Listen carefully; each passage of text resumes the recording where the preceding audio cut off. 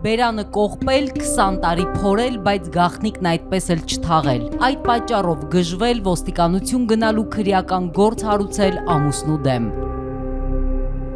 1999 թվականին Բաղրամյան պողոտայի տներից մեկում տեղի է ունենում մի դեպք, որը 2 տասնամյակ անց պետք է դառնա քրեական գործ, սակայն վաղեմության ժամկետը խառնում է բոլորի խաղաքարտերը։